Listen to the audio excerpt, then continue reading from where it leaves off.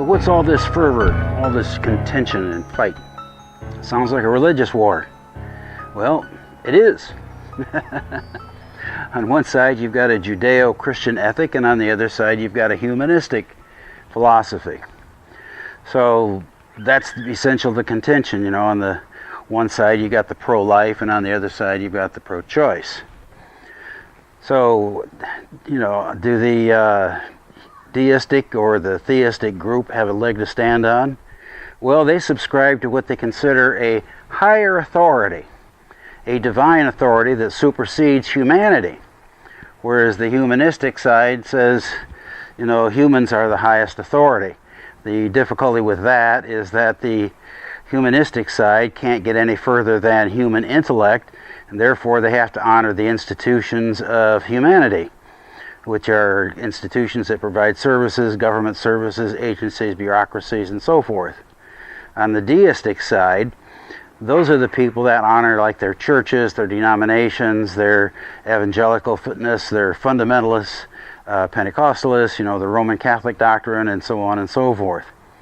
So let's take a look at the two sides. What have they got to offer?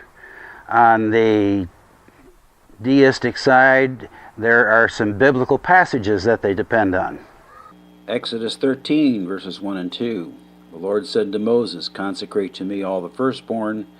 Whatever is the first to open the womb among the people of Israel, both of man and of beast, is mine." Exodus 13:12. You shall set apart the Lord, and all that first opens the womb. All the firstborn of your animals that are males shall be the Lord's. In the Exodus 13 passage, the context is the Feast of Unleavened Bread, where they celebrated coming out of Egypt. The reason that the firstborn is consecrated to the Lord, that's to remember that the Egyptians lost the firstborn of their children to let the Israelites leave, and for centuries, even up to this day, that sacrifice is still honored in the Feast of Unleavened Bread. And there's a lot more to it, and in modern times we don't pay nearly so much attention to the honoring of the Egyptians' loss of their firstborn.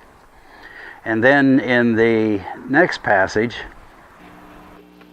Exodus 21, 22 through 25. When men strive together and hit a pregnant woman so that her children come out, but there is no harm, the one who hit her shall surely be fined, as the woman's husband shall impose, and he shall pay as the judges determine. But if there is harm, then you shall pay life for life. There's a difference between a woman having a premature birth that's accidental because a couple of guys were fighting together and they hit her, versus losing the baby. And losing the baby is a life for a life. So that's part of how the religious side, you know, gains their moral superiority as they feel. Then there's three passages that relate to paganism. The part of the worship of Baal included worship of the lesser god Moloch, and he required human sacrifice, and they sacrificed their babies.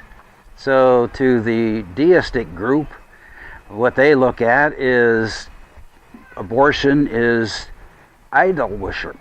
Idol worship. I mean, to them it's Moloch all over again. Throw your babies in the fire, slit their throats, watch them burn. 2 Kings 23:10. And he defiled Topheth, which is in the valley of the son of Hinnom, that no one might burn his son or his daughter as an offering to Moloch. Jeremiah 32:35.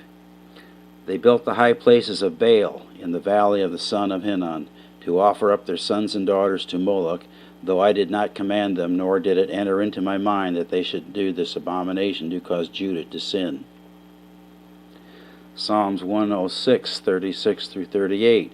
They served their idols, which became a snare to them. They sacrificed their sons and their daughters to the demons.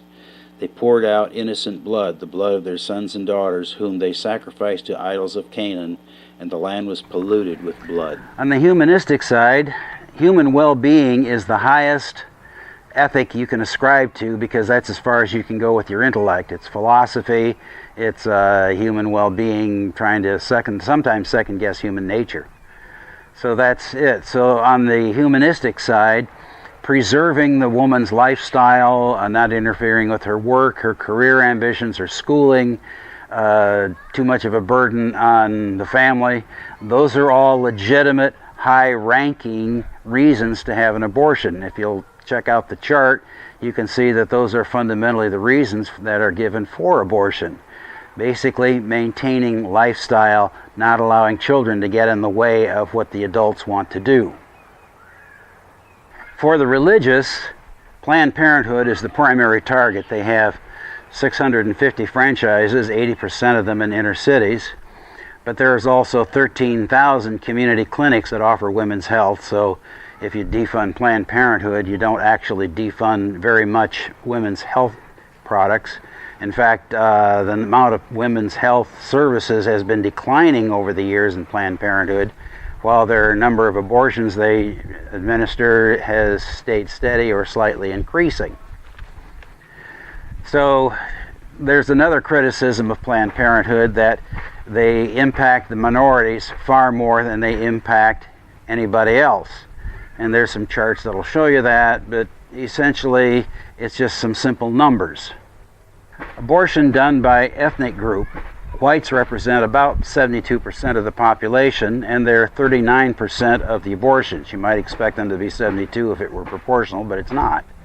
Blacks are 12% of the population, but 28% of the abortions. Hispanics are 16% of the population, but 25% of the abortions.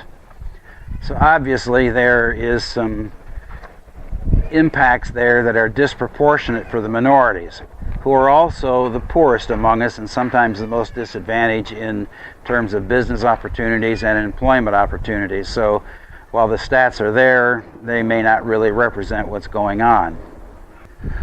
So what you have in the conflict is you essentially have a religious side or a Judeo-Christian ethic that calls upon the moral values dictated by a higher power for humanity to live within. On the other side, the highest power is opinion, I guess, public opinion, the institutions of opinion, and human intellect, the human lifestyle, the way that people want to live. So is there going to be any resolution to this? Nope. Eventually we'll probably have a permanent abortion industry, but it will be regulated, and until we can subscribe to a deistic or a deity definition of morality, we're going to continue to have the conflict. What can you do about it? Just voice your opinion to your senators and congressmen and let them sort it out. Until then, it's not really your fight. It happens in the government. State your opinion and then live free.